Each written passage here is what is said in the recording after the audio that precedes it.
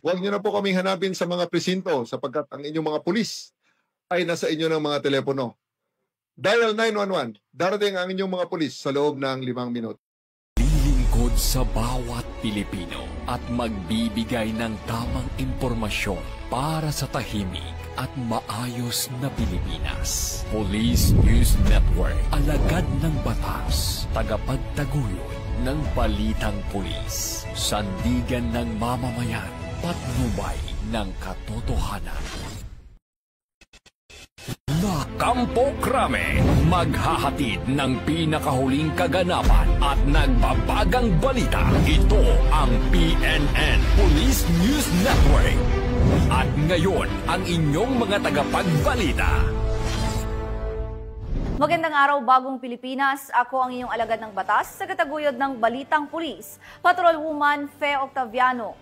Maghahatid ng tamang balita, kwento ng pulis at serbisyo para sa mamamayan. At ito ang PNP News Online, ang pangunahing balita ng Police News Network, alagad ng batas, tagataguyod ng Balitang Pulis.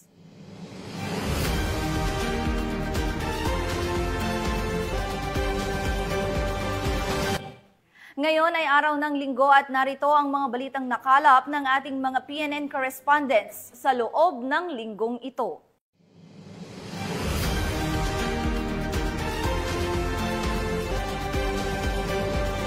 Sa tuloy-tuloy na kampanya ng kapulisan laban sa mga taong may pananagutan sa batas, isang babae ang naaresto sa bisa ng warrant of arrest dahil sa kasong BP-22 o Batas Pambansa o ang Bouncing Check Law. Narito ang balita ni Police Corporal Anthony Pico. Ikaw ay naaresto sa salang violation of Batasan Pambansa bilang 22. Arestado ang isang babae na itinuturing na top 1 most wanted person sa bayan ng San Manuel, Tarlac sa isang operasyon na isinagawa ng pinagsanib na puwersa ng Umingan Police Station at San Manuel Police Station ng Tarlac Police Provincial Office noong Agosto 4, taong kasalukuyan, bandang alas 9:15 ng umaga sa Barangay Poblacion West, Umingan, Pangasinan. Kinilala ang sospek na si alias Linda, isang medical doctor at residente ng Barangay Kaordanitaan, Umingan, Pangasinan. Naresto siya sa bisa ng bench warrant of arrest na inisyu ni Honorable Brionel La Realeza E. Dunuan, presiding judge ng MTC First Judicial Region sa Lingayen, Pangasinan noong Hulyo 15, taong kasalukuyan. Ang warrant ay kaugnay ng paglabag sa Batas Pambansa bilang 22 sa ilalim ng Criminal Case Number 25-03 kung saan itinakda ang piyansang nagkakahalaga ng 120,000 pesos para sa pansamantalang kalayaan ng akusado. Sa ngayon ay nasa kustodiya na ng mga otoridad si alias Linda at inaasahang haharap sa korte para sa kaukulang paglilitis. Patuloy naman ang paalala ng kapulisan sa publiko na makipagtulungan sa mga otoridad upang mahuli ang mga individual na may kinakaharap na kaso sa batas. Mula dito sa Ilocos Region, ako ang inyong PNN correspondent, Police Corporal Mark Anthony Pico, alagad ng batas, tagataguyod ng Balitang Pulis. Maraming salamat, Police Corporal Pico. Inaresto ng San Miguel PNP ang 2 lalaki habang naaktuhang nagnanakaw ng diesel mula sa mga nakaparadang truck sa barangay Salangan, San Miguel, Bulacan. Patrolwoman Mildred Tawagon, ibalita mo. 2 lalaki ang naaresto matapos maaktuhang nagnanakaw ng diesel mula sa mga nakaparadang truck sa barangay Salangan, San Miguel, Bulacan. Kinilala ni Police Lieutenant Colonel Joey Louis B. Bilaro, hepe ng San Miguel Municipal Police Station, ang mga naarestong sospek na pawang mga residente ng Payatas B, Quezon City. Kasama nila ang isa pang sospek na kilala lamang sa alias John Patrick na kasalukuyang pa ring pinaghahanap ng mga otoridad. Ayon sa investigasyon, nakatanggap ng tawag ang San Miguel Municipal Police Station mula sa isang concerned citizen kaugnay ng 3 kalalakihang namataan na nagsasalin ng diesel mula sa mga truck na nakaparada sa gilid ng highway. Agad na rumisponde ang mga nagpapatrolyang pulis at sa loob lamang ng 5 minuto ay nakarating sa lugar ng insidente. Sa isinagawang hot pursuit operation, naabutan at naaresto ang 2 sospek sa barangay Anyatam, San Ildefonso, Bulacan. Dinala ang mga naarestong sospek sa San Miguel Municipal Police Station para sa kaukulang dokumentasyon at inihahanda ang pagsasampa ng kasong paglabag sa Revised Penal Code kaugnay ng pagnanakaw. Pinuri ni Police Colonel Angel L. Garciliano, Acting Provincial Director ng Bulacan Police Provincial Office, ang mabilis na aksyon ng San Miguel Municipal Police Station sa loob lamang ng 5 minutong response time na nagresulta sa pagkakaaresto ng mga sospek at pagpigil sa tuluyang pagnanakaw ng diesel. Patuloy ang mas pinaigting na police visibility at mabilis na pagtugon ng Bulacan PNP upang matiyak ang kaligtasan at kaayusan sa buong lalawigan. Mula dito sa Bulacan Police Provincial Office, ako ang inyong PNN correspondent, Patrolwoman Mildred A. Tawagon, alagad ng batas, tagataguyod ng Balitang Pulis. Maraming salamat, Patrolwoman Tawagon. Balik kulungan ang dating preso matapos maaresto ng mga otoridad sa ikinasang buy-bust operation at nakumpiska ang tinatayang 800,000 pisong halaga ng iligal na droga sa barangay Kalumpang, Molo, Iloilo. Ang detalye ng balita mula kay Patrolwoman Julibel Alvior. Naaresto muli ang isang dating bilanggo sa matagumpay na kinasang buy-bust operation ng mga kapulisan sa Zone 3A, Barangay Kalumpang, Molo, Iloilo City, pasado 3:00 ng hapon nito lamang 5 ng Agosto taong kasalukuyan. Kinilala ang suspect sa alias na Bebe, 28 taong gulang at residente ng naturang barangay. Ayon kay Police Captain Roque Jimeno III, Officer in Charge ng Iloilo City Drug Enforcement Unit, matagal nang minanmanan ng mga operatiba ang galaw ng suspect matapos makatanggap ng impormasyon na sangkot ito sa iligal na bentahan ng droga. Halos 3 linggo siyang isinailalim sa surveillance bago ikinasang nasabing operasyon. Sa isinagawang investigasyon ng kapulisan, lumalabas na dating nakulong ang suspect noong taong 2024, ngunit napalaya sa ilalim ng plea bargaining agreement. Ayon pa kay Police Captain Jimeno, natukoy na may koneksyon si Bebe sa isang nakakulong sa Bureau of Jail Management Penology sa Barangay Ungka, Haro, Iloilo City. Di umano'y doon siya kumukuha ng supply ng iligal na droga na kanyang ibinebenta. Tinatayang umabot sa halagang 816,000 pesos ang nakumpiskang hinihinalang siya bumula sa operasyon. Dahil sa dami ng nakumpiskang kontrabando at lawak ng koneksyon, itinuturing ngayon ng pulisyang suspect bilang isang high-value drug personality sa lungsod. Naharap si alias Bebe sa kasong paglabag sa Republic Act 9165 o Comprehensive Dangerous Drugs Act of 2002. Kasalukuyan siyang nasa kustodiya ng ICDEU para sa karagdagang investigasyon at pagsasampa ng kaso. Patuloy ang paalala ng PNP sa publiko na makiisa sa kampanya kontra iligal na droga at agad i-report ang anumang kahina-hinalang aktibidad sa kanilang lugar. Mula dito sa Police Regional Office 6, ako ang inyong Police News Network Correspondent, Patrolwoman Julibel Alvior, alagad ng batas, tagataguyod ng Balitang Pulis. Maraming salamat, Patrolwoman Alvior. Halos 1 milyong pisong halaga ng iligal na droga ang nakumpiska sa 2 tulak ng iligal na droga matapos magsagawa ng anti-illegal drug operation ang mga otoridad sa Barangay Malabago, Padjan, Cebu. Ibabalita yan ni Patrolwoman Annalyn Canoog. Aabot sa mahigit 1.7 milyon na halaga na illegal na droga ang nakumpiska ng mga otoridad mula sa 2 suspect sa sinagawang buy-bust operation sa Barangay Malabago, Badjan, Cebu ng 2 ng Agosto sa taong kasalukuyan. Kinilala ni Police Captain Jerwin Mark Batong, Officer in Charge ng Badjan Municipal Police Station, Cebu Police Regional Office, ang 2 suspect na sina alias Randy, 51 anyos at alias Tata, 50 anyos, na kapwa-residente ng Badjan, Cebu. Batay sa ulat ng pulisya, banda alas 8:20 ng gabi ng kinasa ng mga otoridad ang nasabing buy-bust operation na nagresulta sa pagka-aresto ng mga suspect at pagkasabat ng isang medium-size at large-size heat-sealed plastic sachet ng inilalang shabu na may kabuuang timbang na 255 na gramo at may standard drug price na 1,734,000 pesos, green pouch, buy-bust money at isang ADV na motor. Makaharap ang mga suspect sa kasong paglabag sa Section 511 ng Article 2 ng RA 9165 o ang Comprehensive Dangerous Drugs Act of 2002 at kasalukuyang nasa kustodiya ng nasabing tanggapan. Mga igsoon kong taga-Badjan, ang tagumpay na operasyon laban sa iligal na droga at sa pagkakahuli ng 2 high-value individual noong Agosto 2, 2025 ay isang paalala ng Badjan ay hindi lugar para sa masamang bisyo, kundi para sa maayos payapa at marangal na pamumuhay. Huwag po tayong paninlang sa pansamantalang yaman na hatid ng bawal na droga. Ang tunay na tagumpay ay nasa pagiging malinis, mapayapa at responsableng mamamayan.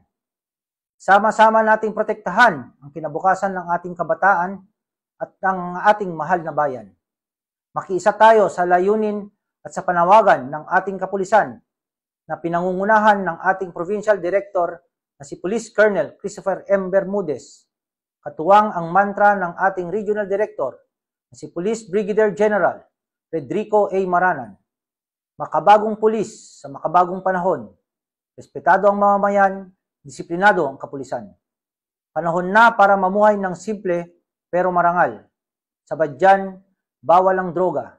Sabad dyan, ang tama ang laging panalo. Mula dito sa Central Visayas, ako ang inyong Police News Network Correspondent, Patrolwoman Annalyn N. Canoog, alagad ng batas, tagataguyod ng Balitang Pulis. Maraming salamat, Patrolwoman Canoog. At sa walang tigil na operasyon ng PNP laban sa mga most wanted person, naaresto ang isang lalaki sa bisa ng warrant of arrest na may kasong attempted murder sa isinagawang operasyon sa Panabo City. Ang detalye ng balita mula kay Patrolwoman Daphne Pasaon.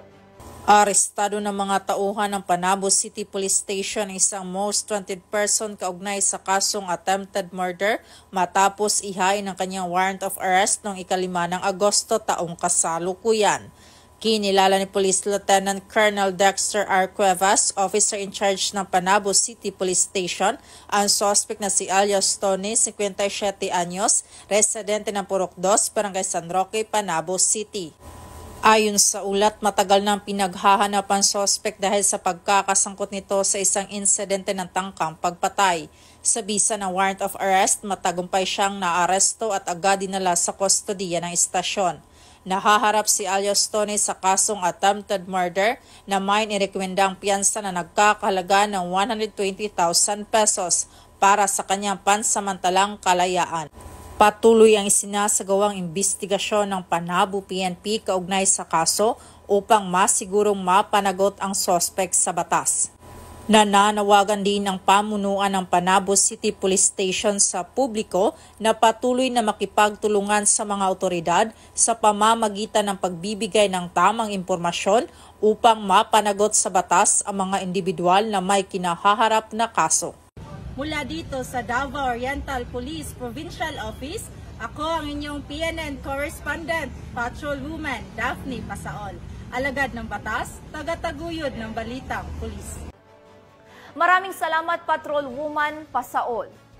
Sa mas pinaigting ng Highway Patrol Group ang pagsasagawa ng operasyon kontra carnapping sa Rehiyon 1 sa kahabaan ng National Highway sa Barangay Baliw, San Juan at Barangay Poblacion, Ilocos Sur. Ibabalita yan ni Patrolman Mark Roland Feliciano. Mas pinaigting ng PNP Highway Patrol Group ang pagsasagawa ng mga operasyon kontra karnaping sa Rehiyong 1. Kabilang narito ang kahabaan ng National Highway sa Barangay Baliw, San Juan, Ilocos Sur at Barangay Poblacion, Magsingal, Ilocos Sur nitong nakarang araw. Katuwang ang buong team, kami ay nagpapatupad ng RA 4136, the Land Transportation Code of the Philippines, RA 1083, the Anti-Carnapping Act of 2016 at case beat-up laban ang mga sangkot sa karnapping at iba pang krimen sa kalsada. Mahalaga sa amin ang katotohanan, ebidensya, hustisya sa bawat kaso. Kasabay nito, patuloy naming sinusulong ang impormasyon, campaign upang gabayan ang publiko sa wastong pagsunod sa batas, trapiko at pag-iwas sa aksidente o krimen. Ako po at ang buong Highway Patrol Group at dito sa Provincial Highway Patrol Team Ilocos Sur ay matapat na nagsisilbi bilang inyong guardian of the highways para sa ligtas, disiplinado at maayos na lansangan.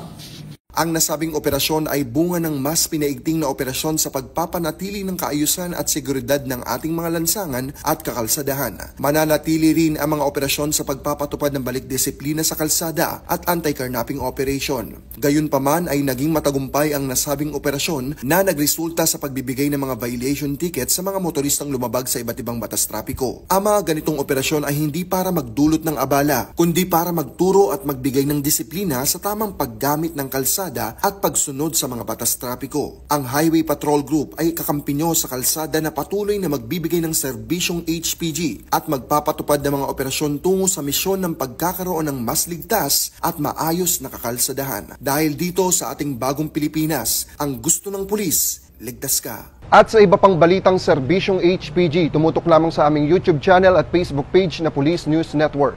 Mula sa tanggapan ng kakampinyo sa kalsada, ako po si Patrolman Mark Roland Feliciano para sa Police News Network. Alagad ng batas, tagataguyod ng balitang pulis. Maraming salamat, Patrolman Feliciano. Para sa ating huling balita, arestado ang 2 lalaki ng Las Piñas City Police Station dahil sa kasong paglabag sa Presidential Decree 1602 at Republic Act 9165 o ang Comprehensive Dangerous Drugs Act of 2002. Narito ang report ni Patrolwoman Ivy Corporal. Arestado ang 2 lalaki ng mga tauhan ng Anti-Criminality Operation ng Pilar Substation ng Las Piñas City Police Station bandang alas 9:15 ng gabi sa Barangay Almansa 1, lungsod ng Las Piñas. Kinilala ang mga sospek na sina alias Toy at alias Jojo. Ayon sa ulat, nagsasagawa ng rutinang pagpapatrolya at anti-criminality operation ang mga tauhan ng nasabing istasyon nang maaktuhan ang mga lalaki na naglalaro ng karakrus na nag-ugat sa pagkakaaresto sa mga sospek. Na-recover mula sa mga sospek ang 2 piraso ng heat-sealed transparent plastic sachet na naglalaman ng puting kristal na substansya na hinihinalang shabu na may tinatayang may bigat na humigit kumulang 1.70 gramo at may standard drug price na 11,560 pesos. Nakuha rin ang halagang 703 pesos bilang taya sa iba't ibang dominasyon, kabilang ang 3 piraso ng piso na ginamit bilang flipper.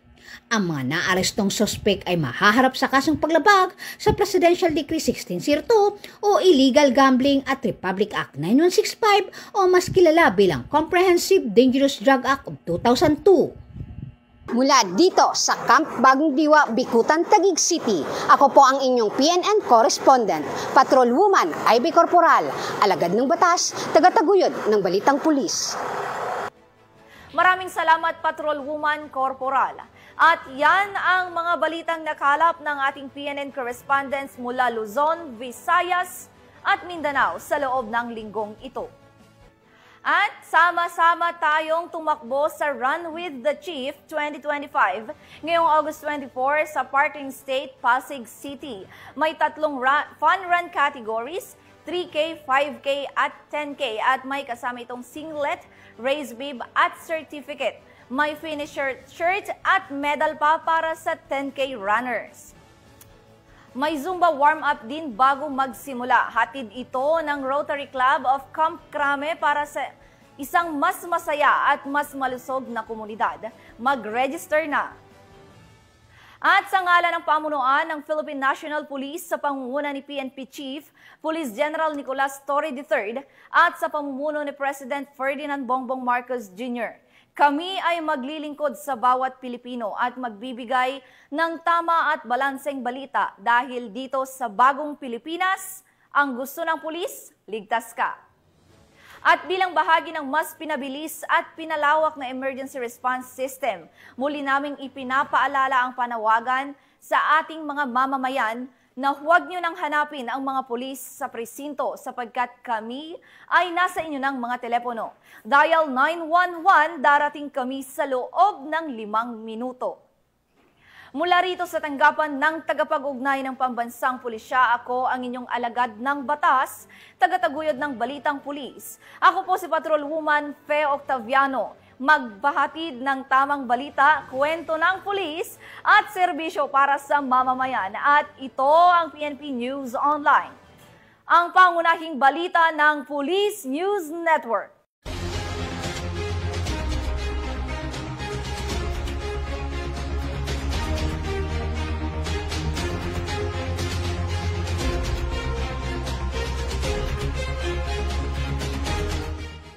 Police News Network, alagad ng batas, tagapagtaguyod ng balitang pulis.